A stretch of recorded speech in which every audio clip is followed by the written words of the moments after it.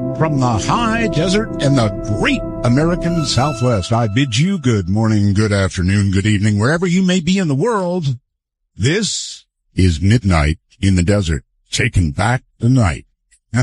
I'm Art Bell. Good evening, everybody. Linda Moulton Howe is our guest tonight, and she's got some stuff tonight that, frankly, is going to curl your blood. Then I'm going to curl your blood a little too. Lots of big information. She'll probably start out talking about the New Horizons mission. There's some stuff you don't know about. Boy, they're making discoveries daily, and these things that are being discovered don't make any sense, frankly. But I guess that's what discovery is all about, right? And then she's going to be talking about a couple of things that are really scary. And one is in Rhode Island, they're getting these big booms. I'm sure you've heard them, right? Boom. All of a sudden you're sitting in your house, boom! Well, they're getting such big booms there that there's a lady who got tossed like 10 feet into the air, broke bones and all that. She'll talk about that. And then also, we may be in the middle of a magnetic field reversal. You're going to want to hear about that.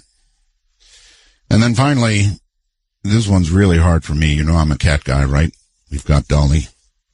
Abby. Some of you may not know, Yeti passed. It was very, very difficult. So I'm a cat guy, and this last story is just horrible. But Linda will cover it. And now I've got one just briefly to curl your blood. It certainly curled mine. If this doesn't do it, I don't know what will. Like thousands of everyday devices, from coffee makers, power plants, cars, increasingly, everything is, we know now, connected to the internet. This enables drivers to stream music, watch videos, and use GPS, even listen to this program. But it also exposes their cars, and therefore the drivers as well, to, brace yourself, hackers. The hackers exploited a weak spot in something called Uconnect. That's an internet-connected feature on about 471,000 Fiat Chrysler late-model automobiles, most of them in the U.S. Using a laptop computer and a burner phone, they were able to send a series of commands to the car. The Uconnect computers are linked directly to the internet by Sprint's cellular network. The bottom line is, from wherever they care, with a laptop computer, they could do things like make your windshield wipers go, make the spray come up, confuse you, turn your radio on, change the station, but it gets worse. They can turn your engine off. Imagine that, 75 miles an hour on the freeway. It gets worse. If you're in reverse, they can take over your steering wheel. Good Lord. So that's the kind of world we live in right now, and that got me thinking. I am convinced, personally, I understand the big media didn't cover it, but I think that Anonymous took down Wall Street. They didn't report it. I know. But there were all kinds of legit messages up on the internet showing a message that came the night before from Anonymous saying Wall Street is going to have a difficult day tomorrow. So I've got a request. I want somebody from Anonymous. I want to interview somebody from Anonymous. Now, I know this is a fraught with danger request. Probably for me personally, but I want to interview somebody from Anonymous. I've seen a number of their statements on the internet. This is a really, really serious group of really serious people. And I don't know how we're going to accomplish it. I would assume Anonymous has the ability to probably, A, disguise their voice, and B, disguise their origin. They could come in by computer. See what I mean? I'm a little concerned about that. Or they could come in on the phone or through, bounces or I don't know. But I'd like to get somebody from Anonymous. So if anybody can help me out with that, please do. I'm Art Bell at artbell.com. you can send me a message, which I'll probably be afraid to respond to. Okay, so there is that. Now, very quickly, rules of the show, very quickly, no bad language, only one call per show. If you're able to do it, for heaven's sakes, put Skype on your phone, whatever kind of smartphone you've got, put it on your phone, because that is a cool way to call the show. No, if you want to really sound good, that'll do the trick, trust me. So, everybody stay right where you are, because coming up in just a moment is Linda Moulton Howe, and she is going to have an awful lot to say. She's got so much cool stuff to talk about. You're not going to want to miss a minute of it. Stay right where you are. You, of course, are listening to Midnight in the Desert. I'm Art Bell. And we're just going to rock through the night with all kinds of scary information. Incarnation. And apparently sometime before any incarnation. At 36 years investigating this, really? And it doesn't even seem like that. That is a number when we think of the cycle of time. It has one meaning, but for me, it has all been linked to one overpowering and driving question.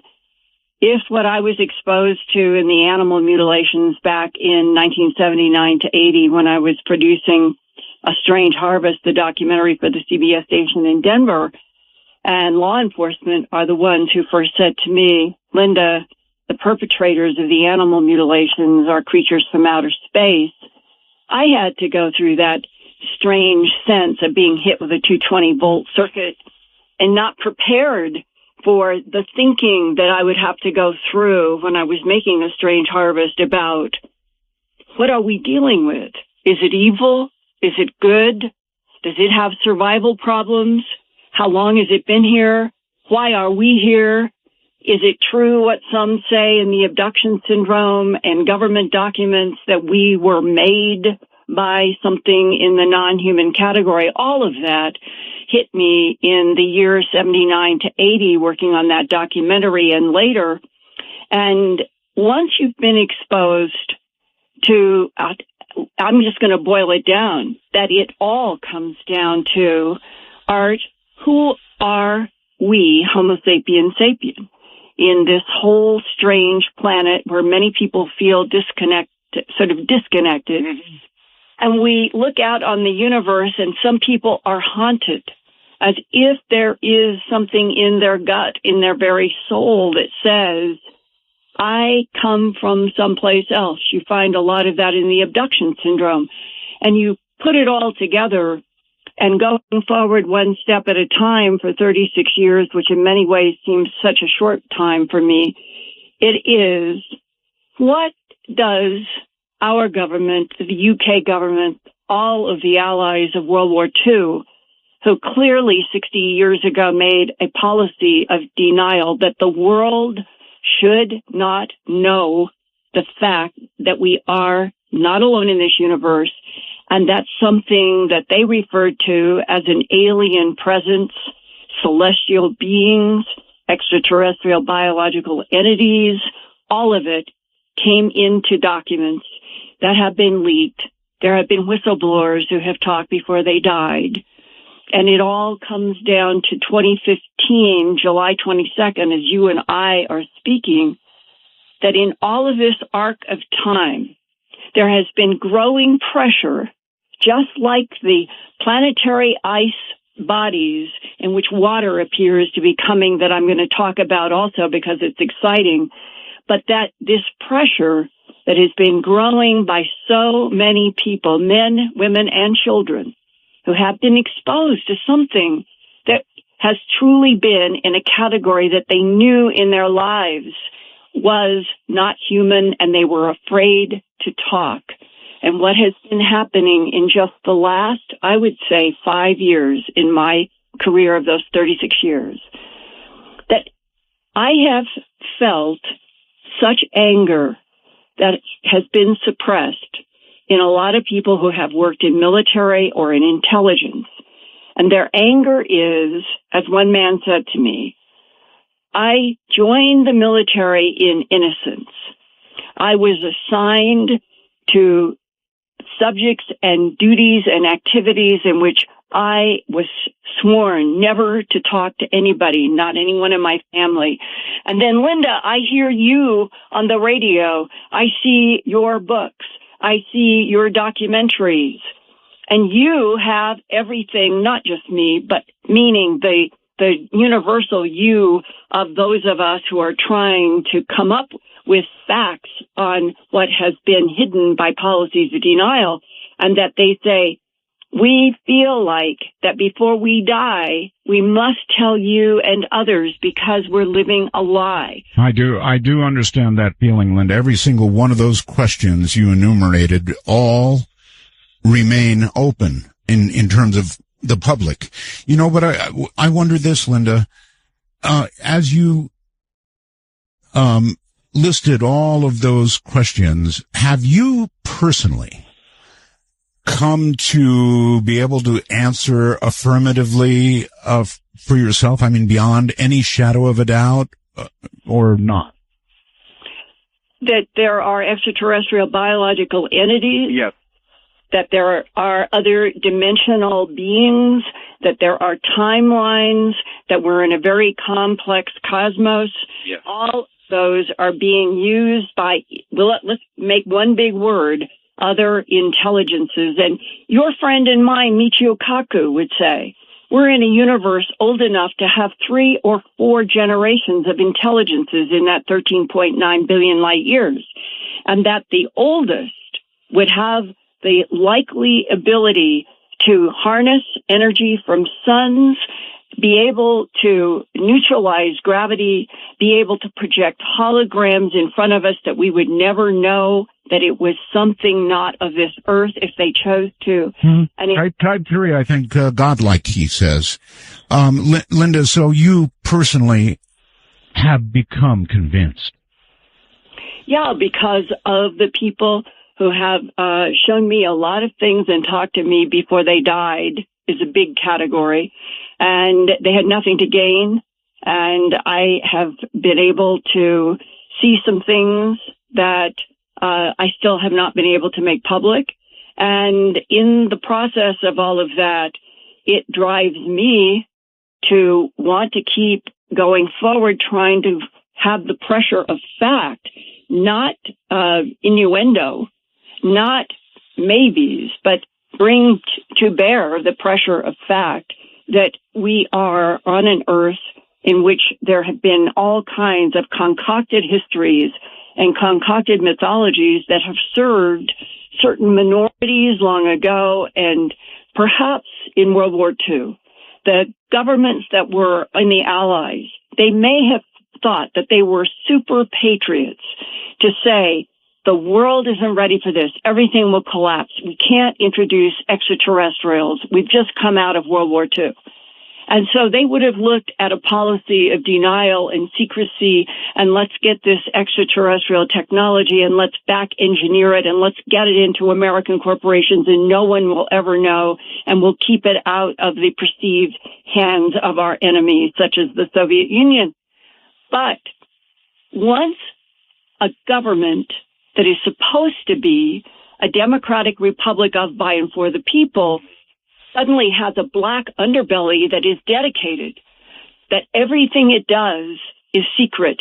There is no congressional oversight. There's no taxpayer oversight. There's no oversight. And you take 60 years of those kinds of off-the-books agencies who may have thought in the beginning they were super patriots. Today, I think it is at the root of why the United States is so off track. Well, Linda, a lot gets done in the name of patriotism, doesn't it? Well, I guess that is one way to sum it up, but I think that if you consider a larger universe, I just don't think, just as in the crop formations that have come half a dozen times over the last 20-some years, where there have been some kind of efforts for language or binary code in the crop formations. Would a real patriot, Linda, object to having their phone calls and their emails monitored by the NSA? I don't know, but what I was going to say is that all of these crop formations that have had language and binary code the translations are and have been repeated. We oppose deception. And so if we are dealing on a planet where it's very complex and there may not be one agenda, I doubt that. I can tell you that I think there are mixed agendas. Then that in and of itself complicates all these matters of trying to explain to a world family, here is the truth, because there may not be a single truth. But does that mean, Art, that we should all buy in to living on a concocted planet? No, but if they oppose deception, they better not make contact with our political structure. That's what I think. Okay, well, let's switch tracks to something that's exciting and positive within the context that I have no doubt that we certainly have other intelligence in this universe, and that as we're moving out into our own solar system in getting further and now finally out to nearly the Kuiper Belt and dear once upon a time lonely Pluto that everybody thought if we ever did get there, we would just be looking at something like a billiard ball. Yeah, isn't that what it should be? I mean, Linda, it's really way out there. It's in the dark. It's freezing cold. It should be nothing but, as you said, a billiard ball. But it's 3.6 billion miles from where we are right now on Earth. But Pluto has shocked everyone. Yesterday, I talked with the New Horizons project scientist Hal Weaver, and he's at Johns Hopkins University, and he works in the Applied Physics Laboratory there in Baltimore. And he said to me, who would ever expect ice mountains on Pluto? Is just blowing my mind. And he's one of the scientists who is helping manage the whole New Horizons program. Well, what has blown him away and all of the other New Horizons scientists and all of us who have been watching and tracking with this is that since that July 14th, when it was that historic close flyby, and the New Horizons spacecraft got about 7,700 miles above Pluto's surface, they weren't looking at a white billiard ball. This planet, keep in mind, which has been knocked down to a dwarf planet because it's so far out there and small, and the International Astronomical Union in 2006 decided it was too small and far away to be a planet, although that may change. But let's just say it got knocked down to a dwarf planet because it's only about 1,500 miles in diameter, a little less. And yet, when New Horizons flew by and they came in with that first video, we're looking at 2-mile-high mountains, and it has to be solid water ice, Art, because that's the only thing that would be like rock to go up 2 miles. Linda, how much gravity would Pluto have? Any thoughts compared to Earth? Well, I can't fill in a figure, but it's only 1,500 miles in diameter. The Earth is 8,000 miles in diameter. We have a very active core in the Earth, and we have mantle, and it's hugely a rocky planet. When you go to the density of Pluto, which they did measure on this close flyby, and it turns out, in fact, it was Professor Weaver told me that they now think that Pluto is about 55% ice and 45% rocky material. So, and then Charon, it's, we'll call it its sidekick. It's almost like two little planets, as opposed to a planet and a moon. But Charon is about 1/2 the size of Pluto. It's also its density is extremely light. And when you think about the fact that Pluto is out there and it has this little solar system of its own going around it, you've got Charon, you've got Hydra, Nix, Styx, and Kerberos. Those are the 5 moons around Pluto. And it almost seems like an insult astronomically to have demoted Pluto with its own little solar system out there so far from the Earth to a dwarf planet. And as some of the planetary scientists on the New Horizons mission have been saying, we're looking at a system out there in which the surface topography of Pluto has to be considered planetary because you have 2-mile mountains, and that we haven't even gone to this big question. If there are 2-mile mountains and that the surface is a minus around Pluto, minus average global temperature is minus 390 degrees Fahrenheit. So whatever is in liquid form, it has to be mixed with something like ammonia to make, like an antifreeze you'd put in your car in the winter. Yeah. It's true. And then it can stay liquid down much colder than what ice freezes on Earth at kind of an average of 32 degrees Fahrenheit if it's fresh water and a different temperature if it's salt water. But if the liquid on Pluto were not like sort of an antifreeze, it couldn't stay on the surface long enough to build up those 2-mile mountains, because you stand back from that video and those photos and you say, what could shove up liquid? Energy. Lots and lots and lots of energy from somewhere. Well, it's 11,000 feet up, and something forced it. And as Professor Weaver, when we were talking about this, he said, nobody would think there can't be plate tectonics on Pluto like there is on the Earth. Hmm. So what in the world would be the energy that could force anything that I'm assuming it has to be coming from below the icy surface? And it is something that has caused this range of these tall mountains. And it's very interesting when you look at the photo of the big pale heart, that big pale heart, and I've got that at earthfiles.com, my news website, with some orientation. The place where the 2-mile-high ice mountains are is over to, if you're looking at the heart, it would be over to the left, where the it looks like dark seatbelt coming around that lower half of Pluto, right. and the black, we'll call them, they look sort of like a belt. They come around right to where the big white heart narrows down. And I asked Professor Weaver, what could the blackness be and the whiteness of this heart-shaped? And it was such an interesting idea. Well, what did he say? Well, when you look out at, say, Neptune, and there is a planet there that is Triton, and they used to be very puzzled by black lines that were on Triton.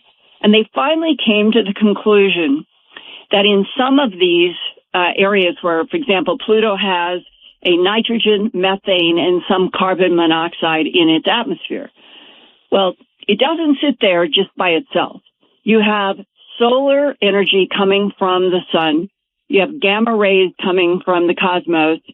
You have cosmic rays. You have all these things. And when they interact with these particular kind of nitrogen, methane, carbon molecules, they transform into something called tholins, Tholins.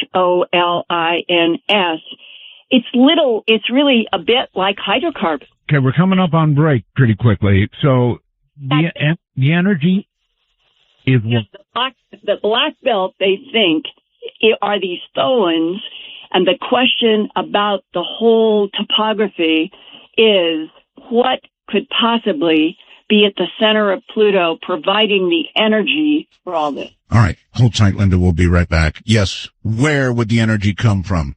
Very, very quick announcement. And that is, a lot of people are asking, can't you put the music in the podcast? No, we can't. And if we did, the music industry would cause us to have to charge you about $50 to hear it, so sorry about that. However, I am informed that our newscast, by popular demand, and I mean popular demand, is going to go into the podcast. So they're so good. Leo's newscasts are so good that they're going to go into the podcast. And with that, back now to Linda Moulton Howe. Hi, Linda. Hi. And before the break, we were talking about 2 Mile High mountains, and we didn't talk about the fact that they have not found a single crater yet on Pluto. That means that something is filling in the craters and resurfacing it. Scientists think that Pluto might not be older than 100 million years in this 4.6 billion year old solar system, meaning that the surface is that young because something is resurfacing. Well, really, like an extraterrestrial road crew, you mean? Well, no, we left on the question, what could be the energy source to make these 2 mile mountains? Well, now add filling in the craters, and I can tell you at least one hypothesis that does not answer, and that is some people have said, well, maybe there are tidal forces out there, but they have found and done the math, and that little solar system around Pluto that I was talking about with Sharon and the others, it cannot explain tidal forces because the center of gravity in their masses is outside those planets, and it would not have the same kind of friction that happens, say, at Jupiter when you have the 4 big moons there and they dance around each other, and Europa and Io, they get a lot of heat from tidal forces. It doesn't happen at Pluto, making this even that much more mysterious. And there is another missing refilling mystery, and that is that current estimates by the scientists are that 500 tons of nitrogen are leaving Pluto's atmosphere every hour. Every hour. Now, what in the world could be replacing all of that nitrogen, because they know that there's nitrogen in that atmosphere? And so now one of the other big mysteries is what internal process can generate heat to create liquid ice water that makes those mountains and fills those craters, and somehow something is generating nitrogen as fast as the nitrogen is hit by solar winds and it hits Pluto's atmosphere and knocks that nitrogen out. Something is replenishing it. So right now, Linda, it's the impossible. Well, no, it's fascinating because we've never been to a little world like this, but this isn't the only mystery. Pluto is classified as a dwarf planet. Well, if you come into the solar system going toward the sun, you go 3 planets over to Saturn. You pass Neptune and Pluto and Neptune. You get to Saturn, and Uranus is there. You get to Saturn, and the 6th largest moon, it's called Enceladus. Enceladus, yes. It, right now, believe it or not, more perhaps than Europa, more perhaps than Titan, it might be one of the keys to finding other life in our solar system. Why? Because it has a huge ocean in the southern hemisphere. NASA confirmed that last year with a gravity investigation. And then in the last 5 or 6 months, there has been a report from scientists who have found silica on Earth. Silica would be like beach sand. They have found microscopic and little larger pieces of silica extending far out from Enceladus. And when they work backwards in math, what they conclude is all of those vents, when you see those beautiful photographs from NASA and Cassini of the beautiful vents coming from Enceladus, that's that moon of Saturn, and it's water vapor. We flew craft right through that water vapor, and it is mostly water vapor. It surprised some people. Well, the scientists have worked backwards from the height and the strength with which those geysers come up blasting through the ice of Enceladus, and they go down to the bottom of that ocean, and they conclude that for all of the physics to make sense, the temperature at the bottom of the South Pole Ocean must be 194 degrees Fahrenheit. Holy smokes. Yeah, exactly. Holy smokes. So in other words, and if you were to then get away from the center really hot place, at some point, you'd get to a comfortable temperature? Well, here, if you got 194 degrees down, it may be 30 miles deep, and you've got 194 degrees Fahrenheit at the bottom. And that is building up pressure, is the hypothesis that is causing these vents to explode through that ice. And when it goes, it's basically turning into vapor and sublimating, and that the silica would be what has been vented from rocky material on the bottom of that ocean, just like we'd go out to an ocean and walk and our feet would feel sand in the bottom, and that it's been blown out, and that combination of that kind of heat going all the way up in a deep water. In Earth, we have these tube worms that like to be around the hot vents in our own Earth ocean. That's right. What could be around the heat in that ocean in the southern pole of Enceladus? And that's a moon of Saturn. And we haven't even talked about Ceres. Ceres is a dwarf planet in the category of Pluto. And everybody probably listening has heard about the bright lights in that crater. Oh, the lights, yes. Well, whatever they are, bright spots. 55-mile diameter crater, 6 miles of these bright spots. It's still a mystery. And this week, the Dawn spacecraft started going down. It's a spiraling orbit, and it will continue now until about the 1st of August. And it is going to go down to 932 miles above the surface. And we're going to get really good pictures. And if it's not close enough to have a small enough pixel definition in that first week of August, it begins to spiral down again. And in December, our Dawn spacecraft will be 235 miles above the surface of Ceres, this strange dwarf planet with one single 3-mile mountain.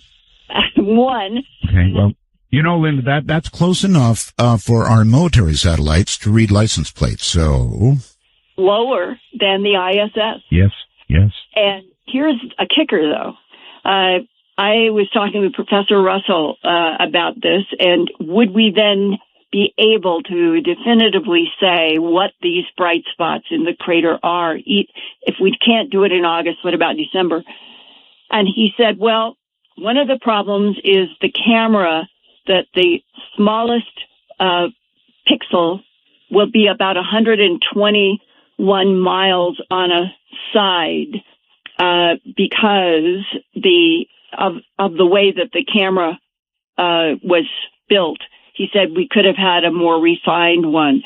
So we may get down to, if I said miles, I meant feet, 121 feet by 121 feet. And that the pixels then might not be able to see the tiniest details, but we should know what's in that crater. Wow. If we were to find life, Linda, depending on the nature of it, do you think that would be knowing what you know about our government? And I'm sure we want to think that everybody in NASA and everybody in the government would tell us nothing but the straight truth. But if they found life, Linda, would they tell us right away? They found life before World War II, as far as I know. Back in 1941, they knew they were dealing with extraterrestrial biological entities or alien presence here then. Mm-hmm. So that's fair. Well, but I meant contemporary new photographs. If they came up with something, really, evidence of life, photographic evidence of life, they release that.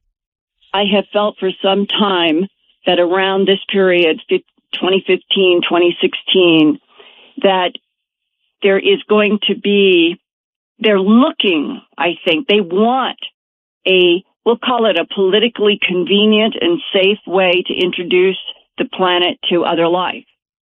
And what easier and convenient way would it be to say, we've got marine life in the ocean of Enceladus, or we have microbes on Mars, or we have discovered something on Ceres, or whatever it is, as long as the 3-inch headline is other life, we've confirmed it in this universe. It's in our own solar system, but it's far enough away psychologically that it's not a threat. It's fascinating. It moves the whole dialogue.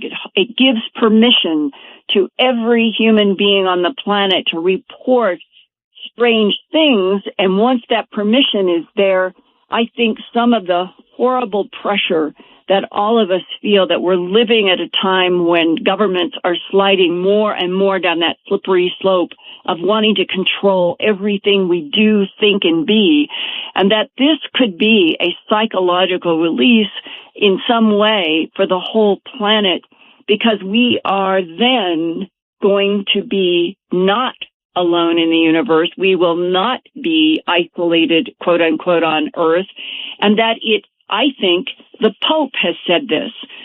This would make the divine field larger. The fact that there are other intelligences, and there may be some in the Michiokaku 3 or 4 category of really advanced intelligence, that enhances the whole idea of what is the pura vida that is behind all life. That I don't think they would. I don't think they'd announce that. If they found some small crawling thing or evidence of life on one of these moons, that I think they could release safely. If they encountered a type 2, type 3 civilization, I'm not so sure. Well, I think that's the kind of civilization that has been dealing with this planet and other planets. Yes, yes. That is why I personally do not think that it has demonstrated that it wants to annihilate us. I think that, in fact, I think humanity has value, and that we may be being manipulated and used, but it may be in the long run for all benefit, theirs and ours, and that we just have to get past this provincial thinking that we have been manipulated by concocted policies of denial for so long. We have to get past that. If we know that there's other life in the universe, that somehow this would cause the world to panic.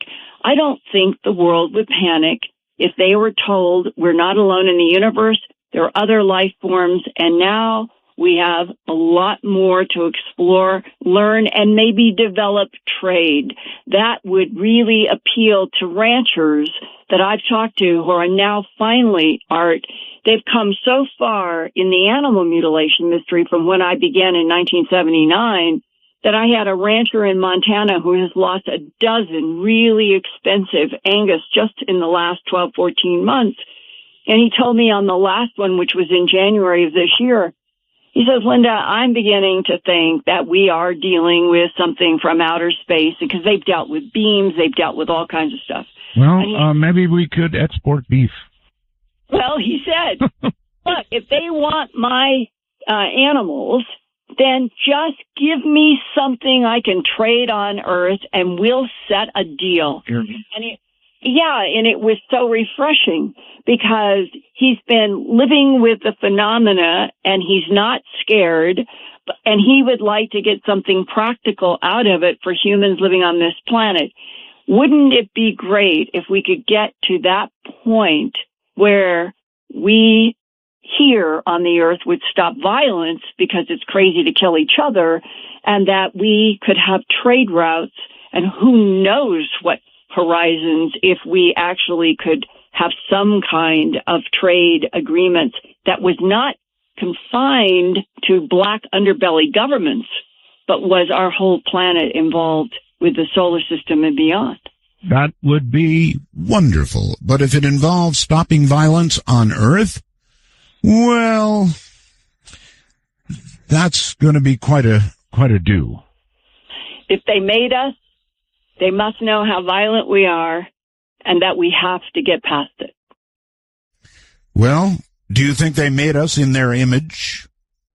And if so, then I don't know. We better think pretty hard before getting into trade agreements. Well, the evolutionary truth about why the standing up primates emerged the way they did 2 million years ago and kept evolving in different types, and why was Neanderthal replaced by Homo sapiens sapien when Neanderthal never had a clue it was being replaced by Homo sapiens sapien? What is it that Homo sapiens sapien brought to the extraterrestrial table that Neanderthal did not, when we are learning that Neanderthal had a bigger capacity skull for a brain, that they buried their dead, that they put flowers on graves, and now there is even a kind of reanalysis on some of the beautiful cave paintings, not some of the grander ones, but a lot of the cave paintings on the France, Spain, that area border, they have always been ascribed to evolving Homo sapiens sapien. And now there's a whole new set of data that suggests that some of it was Neanderthal. That meant that they were creative, that they were painting and communicating in caves, and as I said, spiritual. So why were they phased out in Homo sapiens sapien? I don't know, but brains size of brain doesn't necessarily equate to intellect or, I don't know, the ability to speak, the ability to communicate. We brought a lot, of course, and look what we have now. Better tools, better this, better that, Windows, we've got it all. I'm sort of joking with you, but I mean, Linda, even though our brains may not be as big as theirs were, that's not an automatic indicator of actual intellect, is it? Well, it goes to the heart of agenda. And that's what I meant. If we knew the truth about why there have been these evolutionary models, let's call it that, from Homo erectus up through Denisovans and a whole bunch, up through to Neanderthal, and then here comes Cro-Magnon, Homo sapiens sapien in the current form about 35,000, 40,000 years ago. If we knew what the truth was about the genetic manipulation of DNA in already evolving primates on this planet, which was in that paper I saw at Kirtland, and assuming that that is true, then we might have great insights about the whole terraforming and alien presence that has been on this planet for a very long time, in which it appears that there is something about Earth itself, the DNA here, something about the metals that are needed. And that is a need goes to the question of agendas. And that's the part that we're missing the most. Right. Okay. Well, I think in the next hour, and we're coming toward a break, we'll move on. But boy, this has been absolutely fascinating stuff. You never fail us, Linda. Never, never, never. I too, by the way, have had some things happen to me that I cannot, and in some cases will not discuss. Things that probably I should discuss, but I can't bring myself to do it. You and I need to get together sometime, have a little chat about all of this. All right, Linda. Linda Moulton Howe is my guest. Yes, there are a few things that I just don't talk about. How about the rest of you? Afraid to talk about an experience? Not surprised. I'm Art Bell, and this is Midnight. Little stumble there, but you get the idea. Here in the desert, in the southwest part of the United States, we get a lot of booms. And when I say booms, I mean really big booms. We've had high weirdness here in the desert. I have a very good friend across town. I think I've told this story. And he built a porch. And when he built the porch, he sunk some big hunks of wood into the ground. The noise at night, the vibration, was so bad that he had to tear down that porch. Are you listening, Jerry? It kept him awake at night. He couldn't sleep. And then there are the booms. We've got the Air Force out here practicing dropping bombs. They cause big booms. And then we have these unexplainable, inexplicable booms that just occur, and the whole house feels like it moves, but nothing like what's going on in Rhode Island. And I think Linda has more on that. Hi, Linda. Yes, I do. And it is a very fascinating event in this whole kind of series of them. You go back to 2011. That's when my first Earth Files report started, where I was getting a lot of emails from people saying there was this huge loud boom. It shook our walls. It shook the floor. The dogs started barking. The cats ran away. We ran out the door. We were expecting to see an explosion. We were expecting, and some people think cars are crashing outside. One man said it felt like a truck had impacted in the side of my house, and they run outside. It's still. They don't hear anything. They don't see an explosion. Their neighbors are not coming out onto the street. That has been one of the most peculiar characteristics from the beginning in 2011 on to this day, is that people have said, I don't understand how there could have been that much force in my house, and my neighbors didn't feel or hear anything. And I had been reporting about a lot of this, and it was in the spring of 2013. It was May of 2013. And I got first an email communication and then a phone call from a man who introduced himself, said I could not use his real name or where he actually lived, but that he was saying that he was calling and making contact with me on behalf of a whistleblower geophysicist who was working at Hill Air Force Base in Utah. And he said that the radio, he had listened and heard me on various radio programs and had seen Earth Files about all of these booms, and that's why the geophysicist was reaching out to me. And he said, the intermediary, that they were talking about it, and the geophysicist surprised him when he said that the mysterious booms that were being heard not only in North America, but many parts of the world, and that he expected them to become more frequent and intense around the world because, this is a quote from the whistleblower, something was going on in the inner core of the Earth. They don't know if it's a magnetic pole change that involves restructuring of minerals within the soil down to the mantle and core.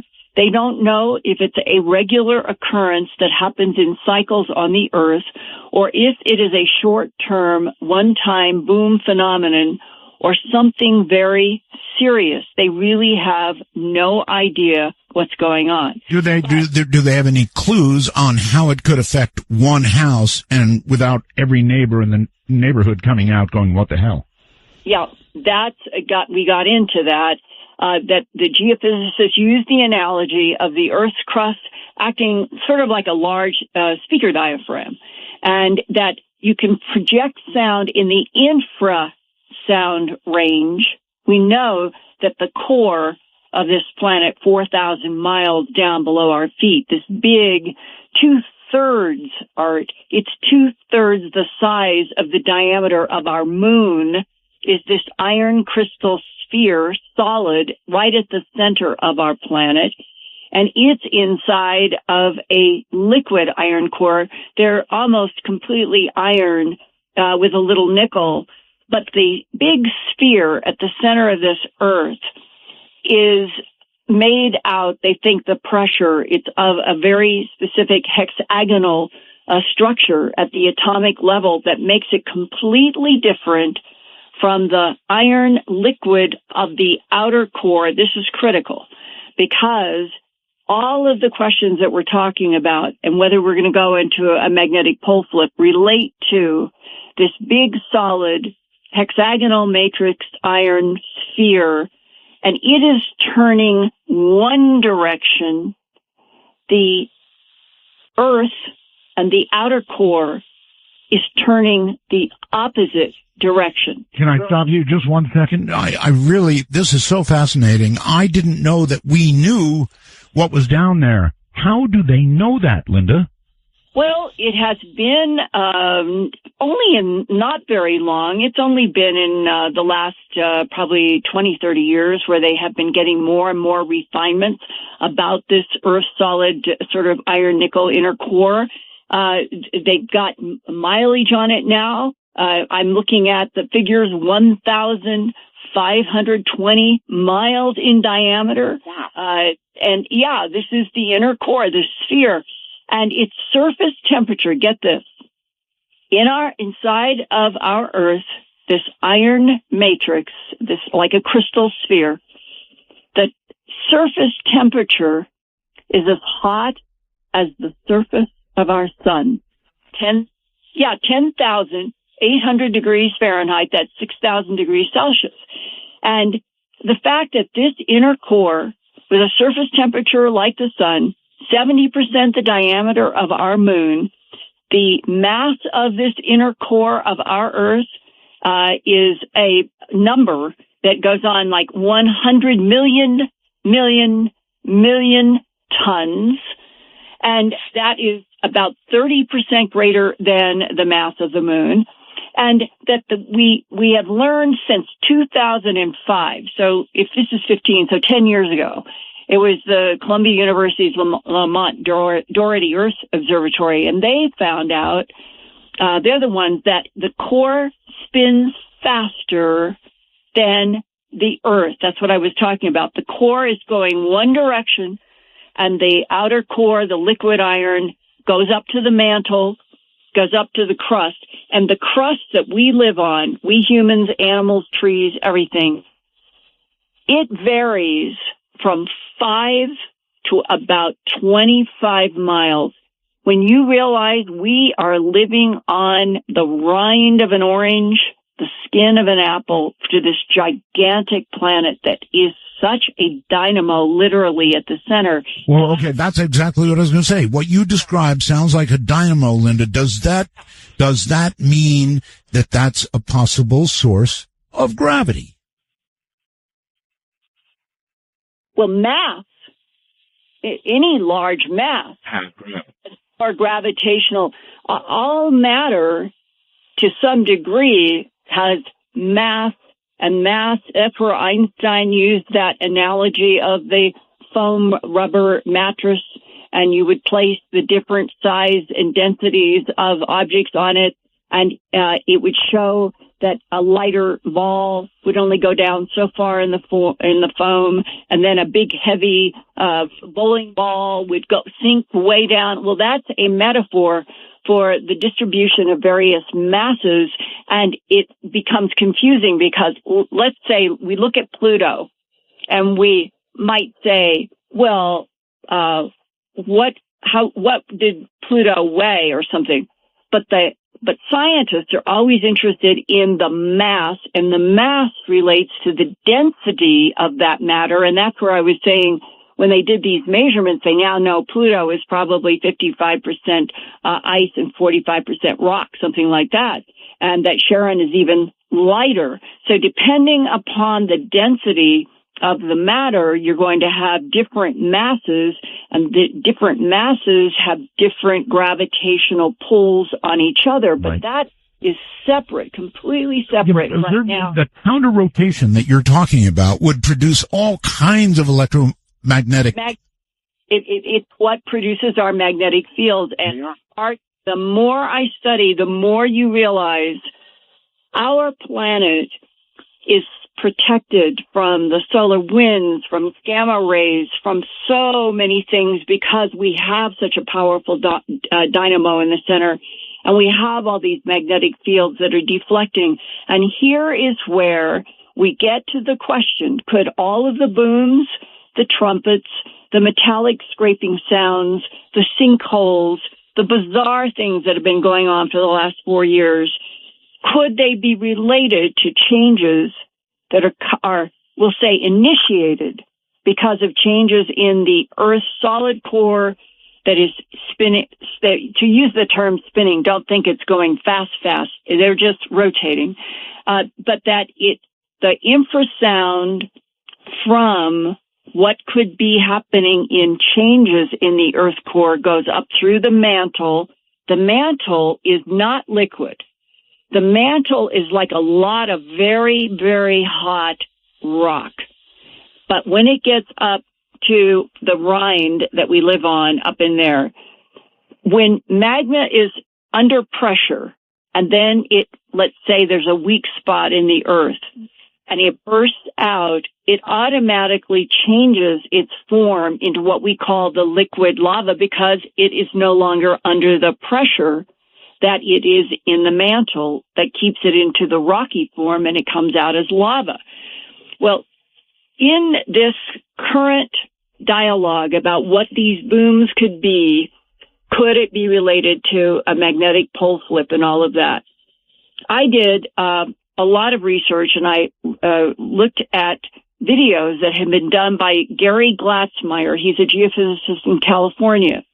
He is the man about in the mid-90s, mid to late 90s. He got agreement from the Department of Energy and various government agencies to use Cray computers to feed in a lot of geophysical data, and he wanted to know, could they run a program that would be like a computer model simulating conditions?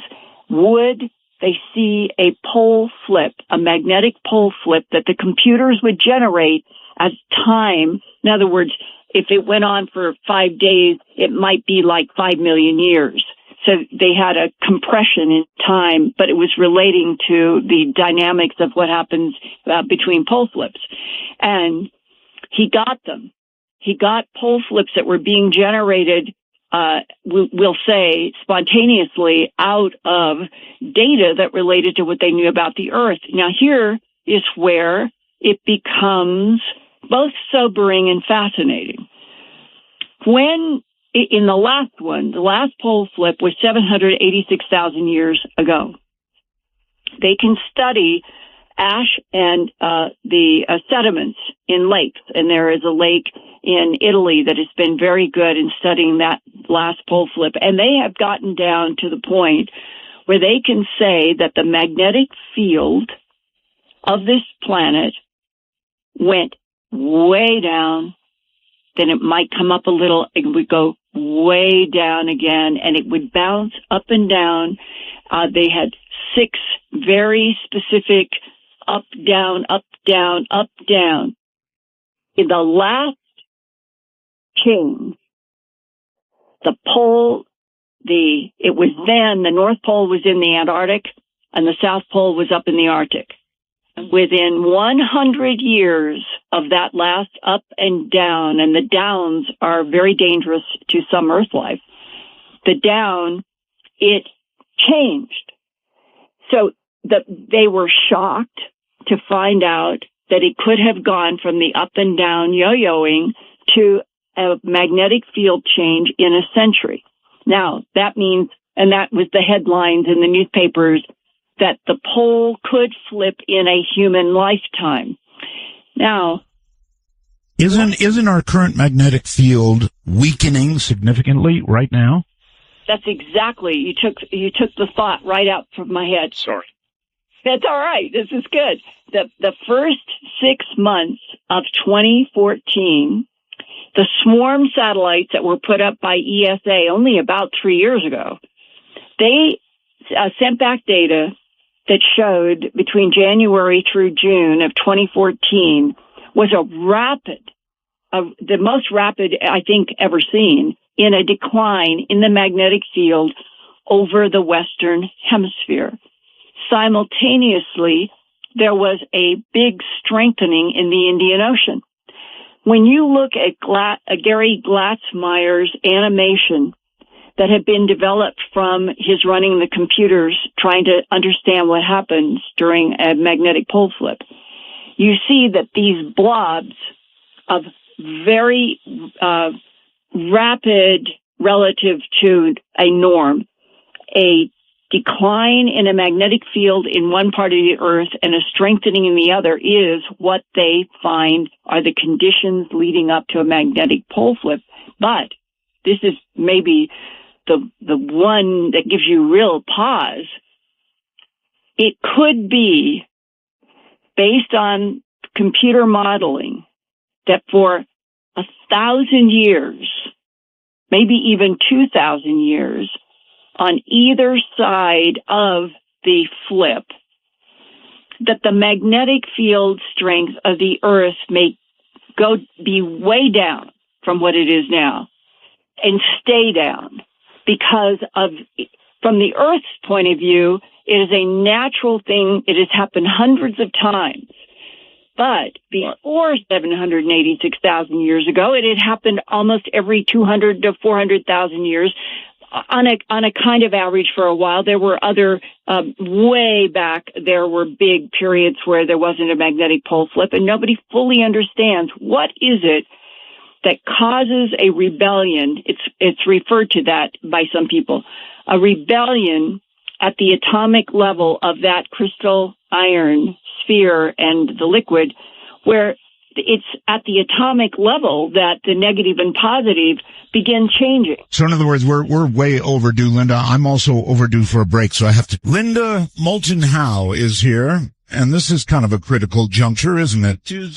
We're way overdue for a pole flip, and I wonder, when the craze went to work on the problem, what they thought about what would happen if it begins, or if it occurs quickly, or, no, Linda, there were not people to be flipped last time round. So did he look into that? What would happen to us, to life, or would it just be a non-event? They know that there will be an increase in the number of skin cancers because when the magnetic field begins to weaken, and if it stays down, it means a whole lot more solar energy gets to the surface of the Earth. It also means that gamma rays can get down to the surface of the Earth. One calculation is that there might be something like 250,000 new skin cancers each year during the period of time that there would be this weakening of the magnetic field. And then you have the question that nobody yet knows. Seriously. What would happen to the marine animals and the birds that are so dependent upon magnetic fields? I have talked to one professor about it who said, there will be birds. There's no question. There will be birds, and they won't be able to function, and they may not be able to survive. But there are other birds that depend on magnetic fields, but they come more equipped. They're more flexible. They're more spontaneous in their ability to change with magnetic field changes. And he said that is sort of the way that most scientists look. They've tried to find, is there any kind of a rhythm, a coincidence between where there have been magnetic pole flips and, let's say, extinction events? And they cannot find such a match. And at Earth Files, I have shown when you look at the black and the white, meaning a white or the black can be assigned to the way it is today and the way when it flips. And you look at black, white, going 200,000 years, 400,000 years, whatever it is. And you realize this has happened so many times, and the Earth has kept evolving. It isn't like an extinction event of an asteroid or a comet hitting. But when the magnetic field would go down so low, and if, I'm not saying that anybody knows for sure, all of the marine strandings and the weird things that have been happening off and on, are they exactly to the heart of your question before the break? what happens in the century in which we are all living if this is the century for the magnetic poles to finally flip after 786,000 years? Will it be disoriented marine animals, birds that fall out of the skies in flocks, as have been happening since 2011 some places? Would the booms, the metallic sounds, the trumpets, well, in some of the hypotheses about what happens in the core, the idea is that infrasound can come up through the mantle, come up to the crust, go up to the ionosphere, charged particles all the way around this planet. Then the infrasound can be deflected back to the ground, and here we get to the question, how could one house on a neighborhood be shaken so badly and people hear a boom and nobody else? Well, this is not proved, but I've talked with people who are in geophysics, and they say it's not impossible that the bounce back from the ionosphere could focus down on a house, and that infrasound would become audible, and it would explain, Art, why dogs have gone crazy in houses in so many places before the humans have heard anything, and that is the nature of infrasound. The animals react first. So there are these characteristics in the boom phenomena that begin to raise in my own mind. That's why I've done at Contact in the Desert, for example, I did a whole program on this whole issue of the booms and the metallic scrapings and the trumpet sounds in the context of, could this be explained by coming up to a magnetic pole shift? Linda, is it true that there was a woman actually thrown 10 feet in the air? This is an amazing story. And I just want to finish one more thought. That pinpoint to a house is part of this phenomena, but it has been reported simultaneous within the same minute over 5 counties in Georgia. That was about 3 years ago. There was a police officer coming home for lunch. He heard the horrible boom that covered 5 counties, and his garage door was bounced out of its track. That's a lot of energy, right? It is, yes. This in Saturday, November 29th, 2014, less than a year ago. There were booms heard in the Buffalo, New York region on the U.S. side and across the entire Atlantic into the U.K., between southern England up to Edinburgh, Scotland. People were reporting huge, gigantic booms. The headlines in England were explosions and loud bangs. Art, it was all in the same time period. On a clock, it would be 7 hours or 8 hours apart, right? I mean, the clocks would be, because England is in one time zone, but the booms were happening at the same time in 2 sides of the Atlantic. That's the biggest. That's incredible. All right, Lynn, hold tight. We're at break. I've got to go. So we'll be right back. And we may be lucky. God or somebody may be timing this just right, because if we do get a pole flip, I'm a ham operator, and I know the sun is about to go into a period, perhaps a period of complete inactivity. Wouldn't that be a lucky break for us? That's Ross. Great stuff. Hi, everybody. I'm Art Bell. My guest is Linda Moulton Howe, and man, have we ever been learning some incredible things about the earth under our feet. The earth under our feet. And I've been puzzling for a long time about what's really down there. Linda just told us. Now, if all this is possibly leading to a flip, north is south, south is north, not knowing what it's going to do aside from the birds and other sea animals, bad enough, right?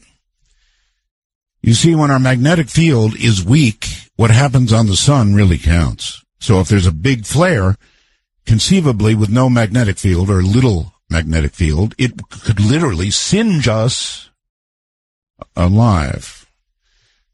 Fortunately, the scientists now believe that sun activity may actually go down to virtually zero over the next many cycles, and those are, 11-year sun cycles. So who's watching out for us, Linda? It's a very good question, because that would both impact perhaps a slightly cooler temperature on the Earth, like it did long ago during the Younger Dryas in some areas. And it would, as you just said, if we had a quiet sun during a period of time of the magnetic pole flip, it might change those estimates on the number of skin cancers and other problems, because it's energy that we can't absorb without it damaging us on the surface, depending upon intensity. So if the sun gets quiet, it would be this beautiful serendipity of things coming together in a confluence where the Earth is changing, the sun is changing, and they kind of are helping counterbalance this out. Now, you asked me before the break about that woman. It is the first known injury to a human in the context of one of these huge boom events. What actually happened to her? It was near 11:15 a.m. on a Sunday or Saturday, and it was on July 11th, not that long ago. The place was Salty Brine State Beach in Narragansett, Rhode Island. And I have an email, so I need to start the story actually before the boom and what happened to her, because this is one of the most fascinating developments to me. After the story and everything I'm going to tell you, I received this email from people who were there and experienced this, and this is going to shove the timeline back from what initially made the headlines of the woman going up in the air with the boom. The Providence Journal Online and WJAR NBC in Providence, Rhode Island, have reported that swimmers in the water felt the explosion in the water slightly before it happened on the beach and before the booms, and that the swimmers said they experienced it as an earthquake in their estimation, close quote, in the water. Then came the boom, and the woman, she was sitting in a beach chair. Her family was around her. They were the eyewitnesses to this. And she was catapulted by energy straight up. They estimated 10 feet. That is a lot to go from inertia, sitting in a chair, up 10 feet. And that's what the people around her said. She went straight up 10 feet. Then her body arced down onto the rock jetty. She had to go to the hospital. She had 2 cracked ribs. Her body was all bruised. She was kept until the end of the next day. Now, the witnesses there said that with this huge boom that everybody heard, it was as if the beach under her chair separated, and that there was one eyewitness who said that you could look down into the beach and they compared it to like a crevice if there was an earthquake in the beach. Now, the water comes in. They were close to the water line. The water comes in and fills up this whole evidence. But it gets sort of stranger. I don't know how.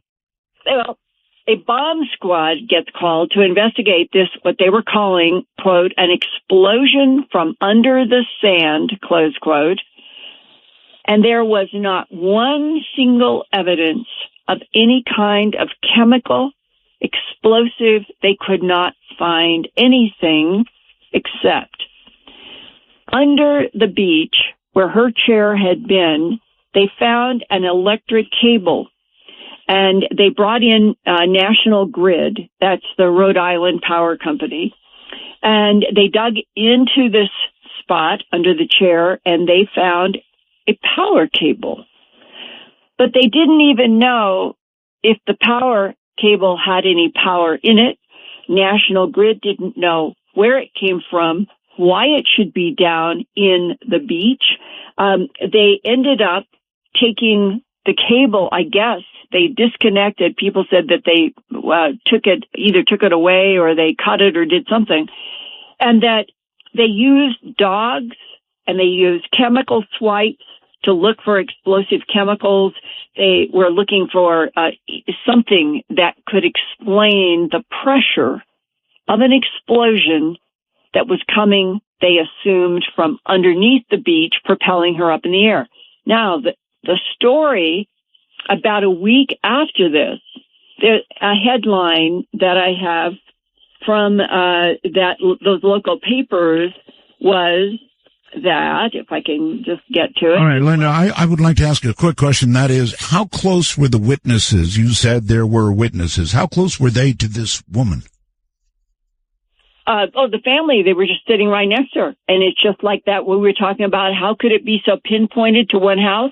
How could this be pinpointed to one woman sitting in one chair, surrounded by her family? She's the only one that is catapulted.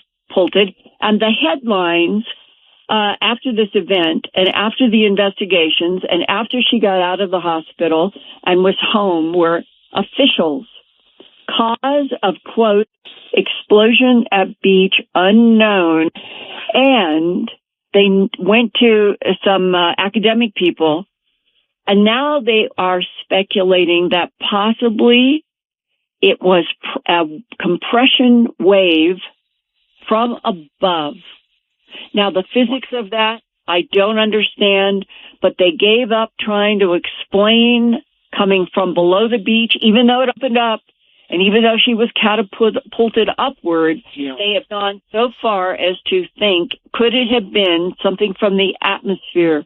Well, now we're back into the realm where we started. Could there be energy that is coming from a changing core in infrasound that goes up to the ionosphere and gets bounced back, sometimes in a pinpoint and sometimes across the Atlantic? Or another one this year it was in November, is where it went from North Carolina. It was the spring, North Carolina all the way to New Jersey, simultaneous booms being reported. And so now you have that. Let's jump back to the whistleblower in May of 2013. All right. I'm not sure about that, but it seems to me it takes us back to Pluto. You're talking about energy that can't be explained. Well, the whistleblower, initially in that whistleblower that came to me through the intermediary from Hill Air Force Base, about the fact that the booms were linked to what he's been studying at Hill Air Force Base, and he works for the Department of Defense.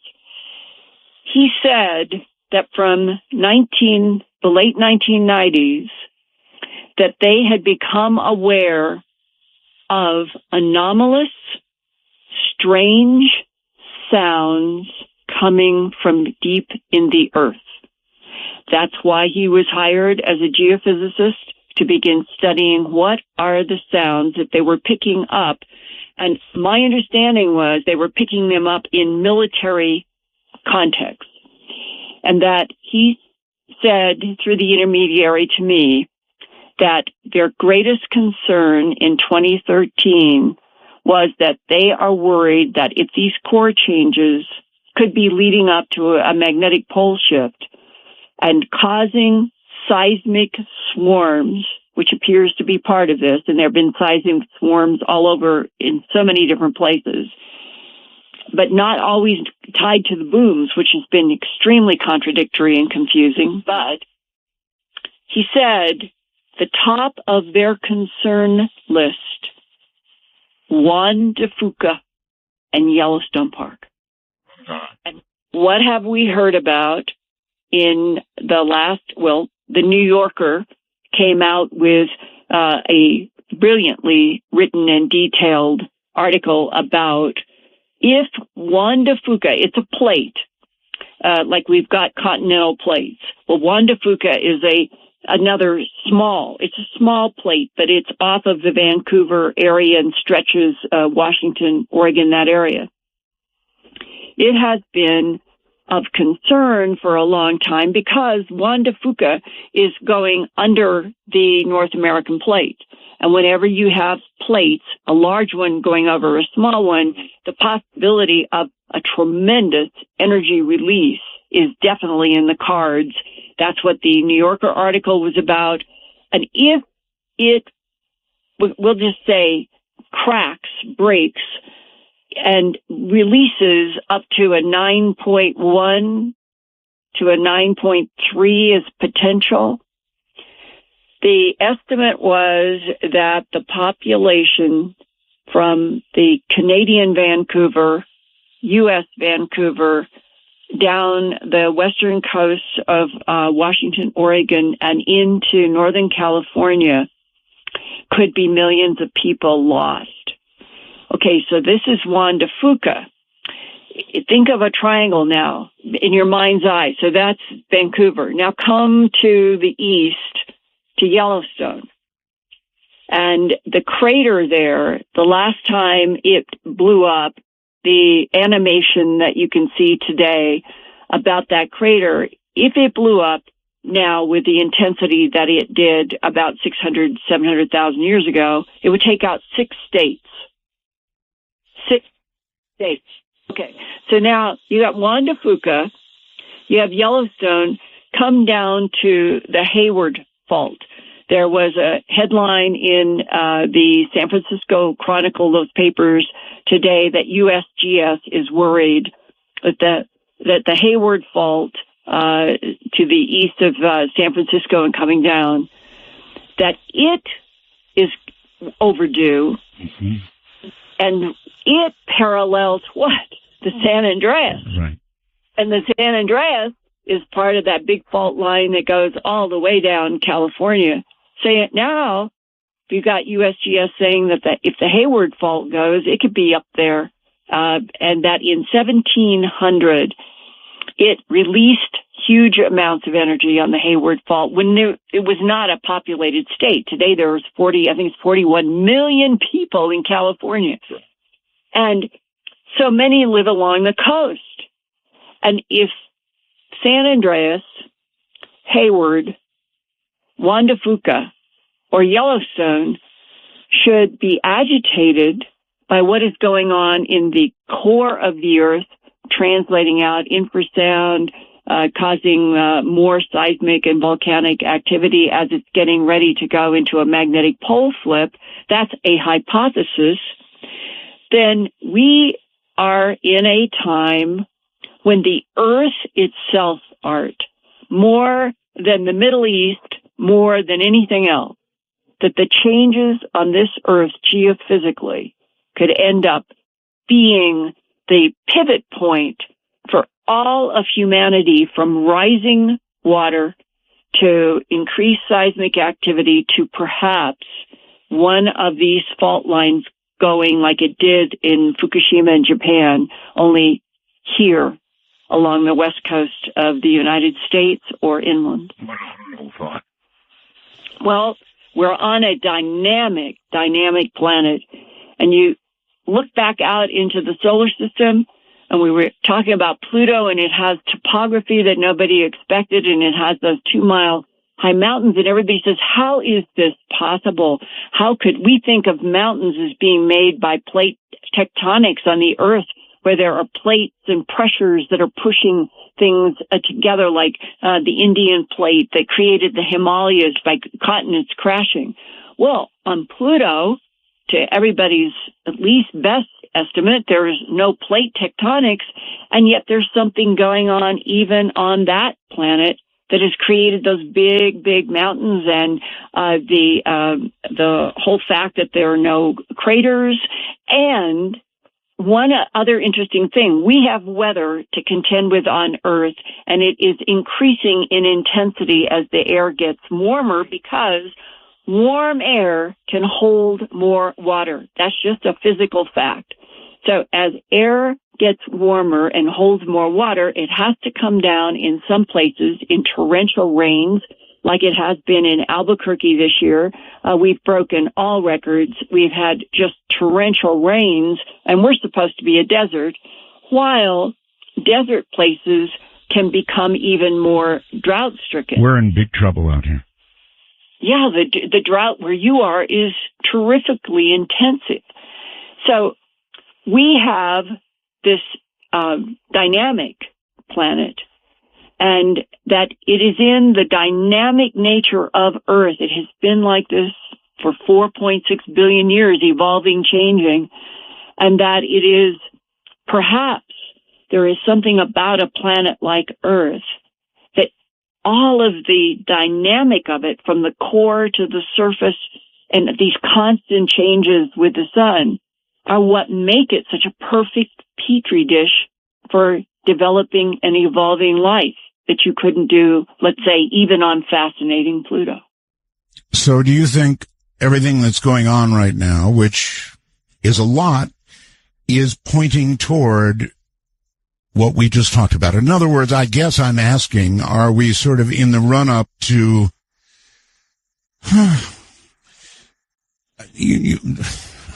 I hate to use the word Armageddon, but for those who would be affected by what you described, that's what it would amount to.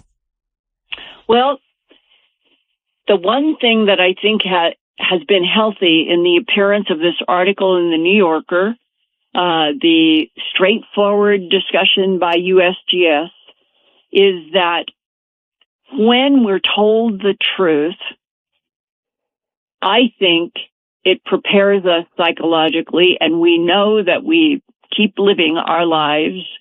But if you have a lot more information, and if the government can be trusted to tell us the truth and give advanced warnings, then it's possible that whatever is going to happen, that the government of the United States might help people get out of their areas. This is not a perfect solution at all. But what I mean is, if we get into more dialogue about the realities of factual data, knowing that still seismic events are so hard to predict, but they know that there have been these unusual seismic swarms. There were thousands, literally thousands, of 1 to approximately 3 magnitude earthquakes swarming in the upper northwestern corner of Nevada and flopping over into Cedarville. And that was interesting. The people in Cedarville have been really feeling booms. They've heard booms. They felt the ground shake. And they are getting the resonance from the swarms in Nevada. Hey, hold it right there. Yes, I know about the earthquakes here. You feel it? Warnings? We've got to cover. For example, Linda, I guess you know I'm a real cat person, Linda. Me too. You've been in my house, you know. Yeah, and me too. I love cats. So this next story is hard, but I guess we have to do it because it's absolutely inexplicable what's going on. So if you would please, what is going on? Well, I'll take you briefly back to 1978 and a report in the New York Times to set the stage for 2015. New York Times. In 1978, in St. Catharines near Toronto, Canada, authorities were frustrated by more than 100 missing cats and dogs, and many others found in their owners' yards, cut in half, skinned, decapitated, disemboweled, or paws removed without any blood at the site. No blood. No blood ever. 10 years later, on August 13th, 1989, 67 cats found mutilated in Tustin, California, a suburb of Los Angeles near Santa Ana. The New York Times wrote, quote, "Some of the cats were cut in half with what some say is almost surgical precision others disemboweled or skinned. One resident said, "There is never any blood at the scene. The animals are often dismembered with surgical precision, and paws and other body parts are often left on the ground in strikingly similar arrangements. No one ever seems to hear anything, nor do dogs bark during the killing. It was believed the cats are captured, taken elsewhere, their blood drained and organs removed, and then replaced on their owners' lawns," close quote, New York Times. But I can add that throughout the decades, I started investigating half-cat mutilations at least 20 years ago. And the thing that has struck me and some veterinarians who have investigated it out of their own curiosity is that often, for reasons unknown, if, let's say it's neighbor A, let their cat out at night for, maybe they were used to doing it just for an hour. Some people leave them out at night. And they would find the front half or the back half in neighbor B's or neighbor C's yard, front or back, not on the owner's yard. And that has happened quite often, confusing everybody, because it is the person who had the cat who went looking for their cat, and then they find the front or the back half on a neighbor. And of course, then the neighbors are, "We did not do this." And there's no question. Now, I would say, I think it's in Earth Files alone, which is my news website, I have done about 67 or 70 half-cat reports just in the last 15 years. And where people have sent me, and most people don't do this, but what I'm saying is there are enough of this going on that I've been able to do that many reports, because people will reach out to send the photo saying to me, as a science and environment reporter, how is it possible to cut this cat in half and not have any blood anywhere? There's no fluid, there's nothing on the ground, and they are like a hand puppet, as one man said, that the front half is there and nothing is inside it but the fur and the head on the outside. Now, many investigators, in looking at this, they have concluded that they don't either understand what the cutting instrument is and that it's doing cautery, or the animals are being taken, they're being cut in half, and it's being done cleanly, and then for reasons unknown, the animals are returned. Now, what does this sound like? To me, the first time that I got into half-cat mutilations, I felt like I was exactly in the cattle, horse, pig, goat, sheep, the large animal mutilations that, because it's the same thing, bloodless, they are returned. Why are the large animals ever found right back in the pasture? If they are being taken in beams by non-human intelligences, there is no reason to ever return any of the bodies. It means then that there is something about the mutilation phenomena that might have a lot of agendas attached to it, but one of its residues with humans is intimidation, anger, and fear. Those are the three emotions that go to the people who experience this. And this is what has disturbed me the most. The cat is a beloved pet to most humans, as dogs are. When something that falls into the category of another intelligence that can interact with our planet and basically do what it wants to do, but is not demonstrating, I don't think, any wholesale intent to destroy humans, but chooses to go to the animal world and then moves from the large animals to domestic animals that we love. What is that signal? What are they trying to do? And that is the part that bothers me the most about the half cats. I think it's in the same category as the large animal death. But what does it mean? Do you have any gut perspective reaction? Well, all of what you described, of course. But Linda, I had a cat that was sick, and it spent a very great deal of time at the vet. And the vet told me at one point that cats, this is an exact quote, this was a really great vet, said cats have a physiological setup that is unlike any mammal on the face of the earth. So much different that they might as well be from another planet. That's an exact quote.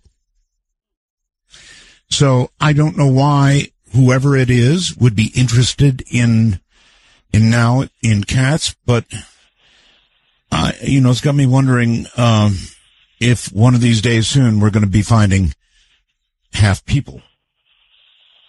Well, it hasn't happened to my knowledge yet, and the thing about it is that the more deeply I have gotten into the whole human abduction syndrome, you realize that we're dealing with intelligence that works in math, works in symbols, works in metaphors, works in holograms.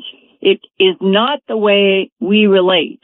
It reminds me very much of one particular abductee who said they rammed instruments up my vagina. They stuck a needle in my stomach. They violated me. I screamed. I called them cuss words. I'm screaming. And then they let me go. And I'm being escorted by a tall being down a hall. And a whole bunch of beings are on the floor, on their knees, as if they are bowing to me as I walk by in my fury of feeling raped. And she said, I suddenly realized they're trying to say, we're sorry. And that the metaphor was like a theatrical drama. This kind of thing comes up in the abduction syndrome, as if we're dealing, our mind is alien, their mind is alien. How do alien minds communicate? That some of this is still so enigmatic to the people in the human abductions. But there is a very brief excerpt from a book that I personally think was factual, disguised as a novel, and probably done by the government as a test in 1980. It was called The Cattle Mutilators, and the name of the author was John A. Dalton. And I called up then Manor Books around 1980, somewhere in 1988, I believe, trying to track this man down. And the conversation boiled down to, it was just a randomly picked out manuscript that we decided to publish. We don't have any records on John Dalton. And I remember saying, you published a book without ever communicating with the author? And they said yes, which I didn't believe, right? So, and they went out of business. They just literally disappeared. Here is one excerpt in a story in which it is a doctor who is trying to get to the bottom of human abductions and human mutilations and animal mutilations. And I got this book in 1980 at the time that my film, A Strange Harvest, was first broadcast, because somebody knew me, knew my work, read this book, sent it to me and said, Linda, this is fact masquerading as a novel. And when you get to the part where the doctor forces a confrontation with the intelligence on the other side, that they call themselves Mu, M-E-U-E, and they have long necks and are kind of gray, and it's sort of in that gray category. This is the dialogue telepathically between the doctor and one of these beings. You see, Earthlings, or humans as you refer to yourselves, live only in the time and dimension that your limited knowledge affords you. You are so preoccupied with finding life in your own galaxy that you overlook the obvious. And he says, are you saying you are from here, from Earth? And this being says, everywhere in the universe or any void in between. We are from a different dimension, a different plane of existence. We have no boundaries or limits as you have. We are an anti-log of everything you see visually. We can travel in any dimension and occupy the same area as, say, Earth, but not the same time or space without being observed. The possibilities of existence are infinite. The doctor. In other words, we could both be in the same spot and neither of us would be aware of the other. That's correct. Now you are within our dimension. Since you have boarded, it's the craft. Since you have boarded, we've moved back into our dimension. Neither the lab nor yourself is any longer visible to humans, but we are still here, close quote. And this brought so many things into focus for me because there has, throughout all of the human abduction syndrome, the dragonfly drone phenomena of 2007, the visibility and invisibility, the descriptions from World War II of craft that were not moving from point to point, they were popping in and out point to point. Right. The whole issue of intelligence being able to manipulate space-time and that dimensions are a fabric of the cosmos that we still are not familiar with beyond what happens at the moment of death, and the transfer of the soul to another dimensional frequency is a concept that humanity has tried to deal with. But if abductees are correct, how many times have I heard from people going over the last 36 years, Linda, I was shown, or I was told, or I felt that there are so many more dimensions that we know nothing about and we cannot go in, but the intelligences that are interacting with us on this planet, they do have needs. They move in dimensions. And that is the big box of humans not having any comprehension about the physics or the agendas or the intents of beings that can move dimensions and timelines as well as matter worlds. But I believe that the government of the United States, working with the UK and Australia and Canada, the allies of World War II, I think that when Ben Rich, in that university presentation that he made years ago before he died, that was so significant, and he said, we can take ET home. We have every technology that you could imagine, but none of it is out in the public where humanity lives on our own planet. That is the disconnect between the 1% and the 99%. That is the dark underbelly of trying, maybe starting out protecting humanity from shock to the system, to reaching a point where the so-called idea of us having some sort of a colony on Mars, and that it is there secretly, and it could very well be, and that the Earth, waiting for the generations to pass from the Earth, so that the new history, the concocted history, the idea that we have a colony on Mars that just happened to get there through human effort, that could be one of the designs and agendas, when in when everything in me feels, and certainly that's the way the abductees and a lot of military people feel, for us to continue on this planet to live with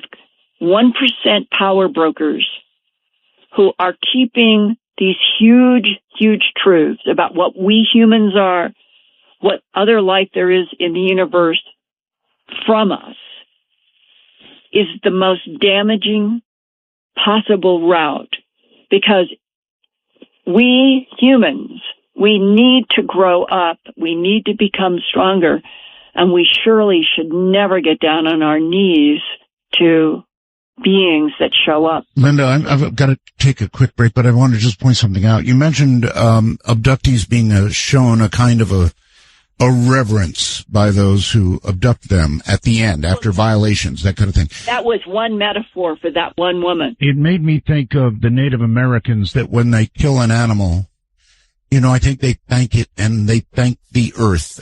Just something that occurred to me when you said that. Hold tight, Linda. We'll be right back. We've got to get to the phones, actually. I'm sure lots of people have questions for you. What a presentation. Linda Moulton Howe. All right. Those are the actual phone numbers, folks. And we've also, of course, got Skype. If you're in North America, you dial us up at MITD51. That's MITD51. Use a headset mic if you can, or your cell phone, whatever.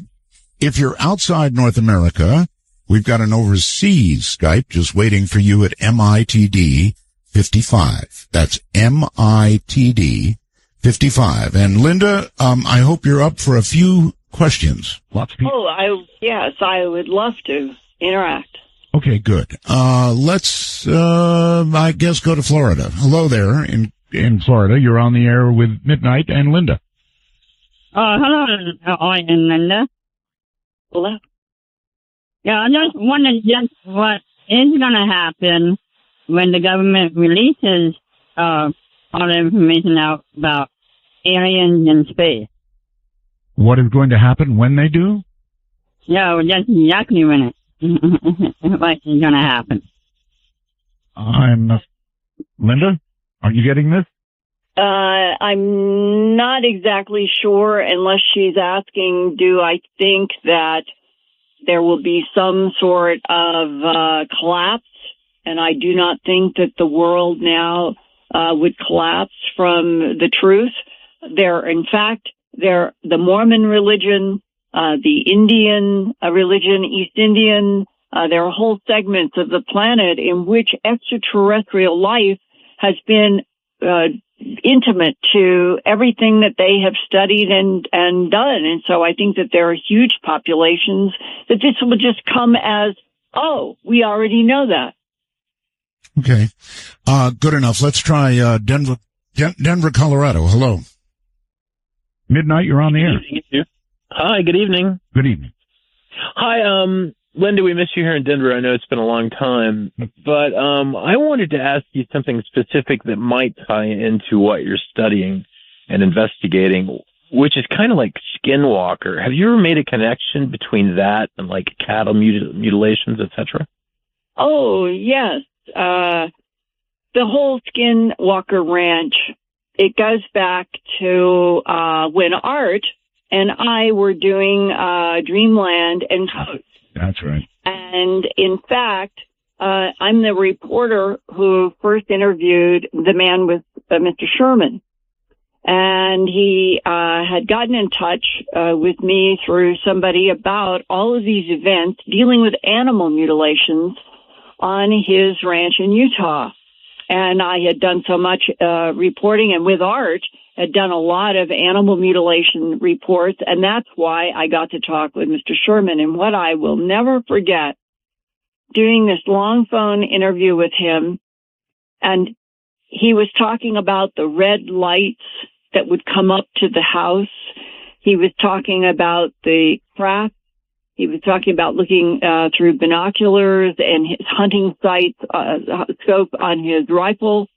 He was talking about Sasquatch type events and the mutilations, and said one night, in frustration and anger, he could see through his binoculars what looked like lights going around something that was perhaps round or a disc down in the pasture where he had lost animals. And he said he just, I don't know if he took his gun, I can't remember, but he tromped down to where he had been seeing this thing through the binoculars, and he got right under it and said it was not very far above the ground, and it was some sort of a craft, and the light coming through the windows was sort of a pale yellow, and inside, he, Sherman, looking up, could see what he thought looked like two humanoid men. And telepathically, what came into Sherman's mind was this.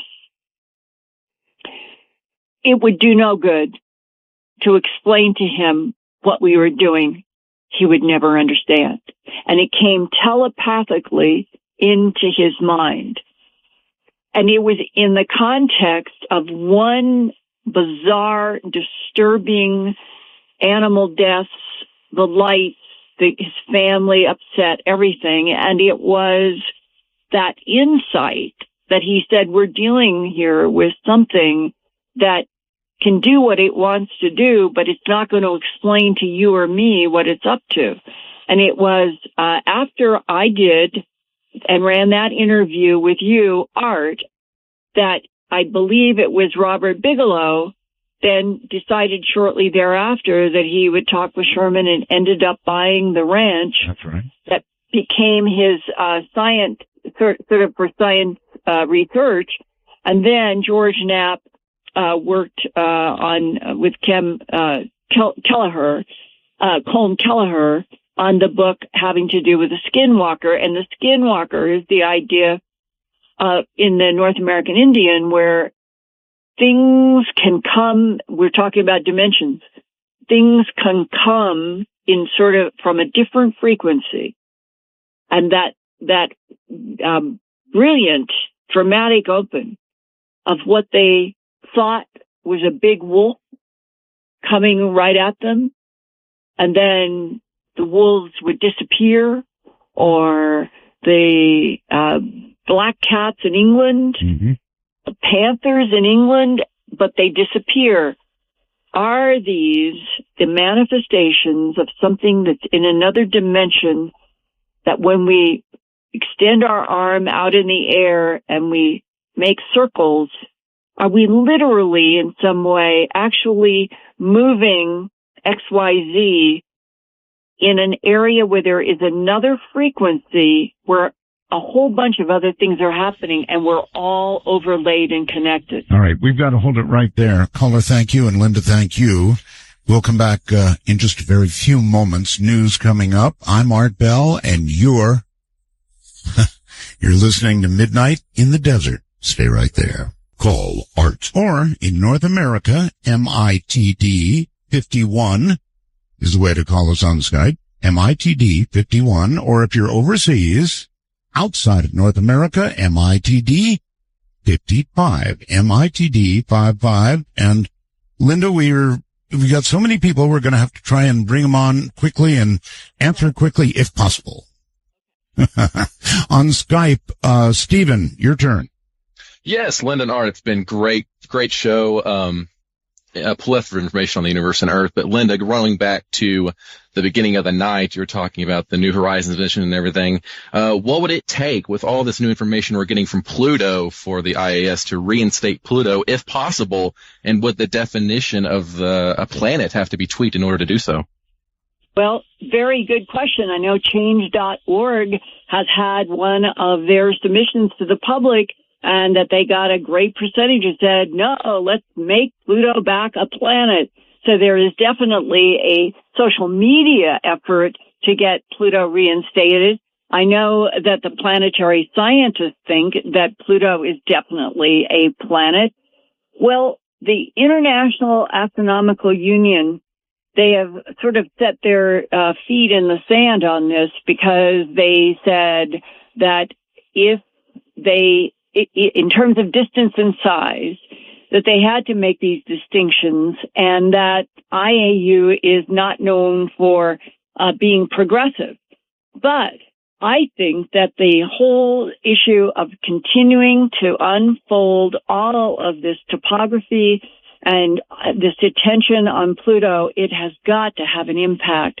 And especially when you think that it has its own little solar system, that this is a planet, and maybe the IAU will eventually change its mind. Okay. Overseas on Skype, you are on midnight. Hi. Hello. Hello. How copy? Just fine. Go ahead. Okay, good. This is Charlie in Thailand. Okay. And I'm calling in just to say that the realized Buddhist masters for over 1,000 years have known, not guessed, but known 99% of what is being discussed on this show and other places. And secondly, the other comment I wanted to make is I don't care if Pluto is a planet or not. It does not have its own solar system. It has its own moons. But who cares? Let's call it, an X if we want. I guess. Not the X planet. Okay, that's it. Okay, thank you. I guess a rock is a rock is a rock. But there are some people who are very emotional about this, and they want Pluto to have its planetary status back. All right, let's go to, I'm not really sure where we're going here, but on the phone. Hello. Yeah, this is Michael. Hi, Michael. Hi, I'm calling from the Adirondack Mountains, and we're not too tech savvy up here, so I apologize. My question for Linda is real simple. I'm curious whether or not she can make any speculative connection between the melting of the polar ice caps and what appears to be a very gradual, in fact, the shift has been measured, the magnetic pole shift. It's moving about 1.5 miles a day towards Siberia. And NASA's estimates, they speculate that when it hits 40 degrees, there's going to be a much larger increase in seismic activity. I did an Earth Files report with a geophysicist about that whole issue about probably 7 or 8 years ago, and that was when that Florida airport had to change the painting on its airstrips because of the change in the compasses and the magnetic fields there. And the anomalies that happen in terms of magnetic field anomalies can happen in isolation, but it was that geophysicist who explained that what has been happening for, it's now coming up 55, 60 years, that there has been a progressive move of the magnetic pole north going from what was true north towards Siberia, and here is the reason: that there has been a big magma upwelling in Siberia over this whole period of time, and it is lots of iron, and magnetic fields would seek out and be attracted to the iron. That's why they think that there has been this progressive motion that has been increasing towards Siberia.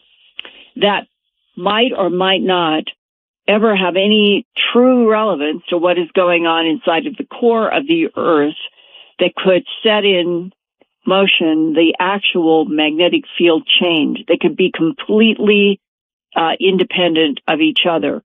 One, an isolated magma anomaly, the other going to that core that I was talking about. All right. Quickly to St. George, Utah. Midnight, you're on the air. Hi, Art. Hi. So, first, before I make my question, I'd like to mention that those booms that everybody's been hearing are absolutely real. We hear them here. It shakes the entire house. Where are you physically? We are just outside of St. George, Utah, to the west of it, right near the border of Nevada. Lots and lots of booms and seismic events there. Yes, and my question is, there's been a lot of news reports on like a humming noise in New Mexico, and I was wondering if that could be related at all to the booms. It's a very good question. I myself have tried to get to the bottom of whether, remember going back into the 70s, and I think it was in Bristol, England. That was the very first public story about the strange hum, and UK scientists went out with recorders, and that was the first recording of the strange hum. And it had a certain hertz frequency, and then something very similar was recorded in Taos, New Mexico, where so many people were reporting. There has been the strange hum in the Detroit area that has been a real problem for a lot of people trying to get sleep the last few years. Does the hum precede the booms? And I think they do historically, but could they be linked to the same changes going on in the Earth's core? If that whistleblower was hired by the Department of Defense to work at Hill Air Force Base at the end of the 1990s, it was around 1998, because they were hearing very unusual sounds coming from deep in the Earth. That means that if that date is true, the government has been aware of these changes and these sounds for a long time before they started happening around the world in 2011. The hums go back to the 70s. So if the hums are connected, what is the disconnect on the timeline between why the hums would have come long ago and then booms, metallic scrapings, and these trumpets that we haven't really talked about? Several cases when the trumpets have been seen, they have been seen, two dramatic ones, Montana and Idaho. People in rural areas, and in both times, they were men, they saw a black triangular craft in the sky, completely unmoving, stationary. And they both had the impression that the trumpet sounds were emanating from that black triangle. Well, whose black triangle is that? And why would anything that was able to be stock still in the sky in a couple of cases, moving in other cases, why would it be broadcasting, if that's the word, trumpets? Check your Bible. Oh. Nashville, Tennessee. Passage here. Yeah. Nashville, Tennessee. Hi, Art. How are you? Fine, thank you. Art, Linda, this like deja vu. I talked to you guys almost 30 years ago when you were on Dreamland. Right. Anyway, I guess my main question is, Linda, you in your Alien Harvest, or excuse me, the documentary that you did, A Strange Harvest. You mentioned Strange Harvest, yes. You mentioned a woman that it was either taken underground or off world, and she witnessed a pool or a vat of human parts. Right. Remember that? Yes, it's in my book, An Alien Harvest.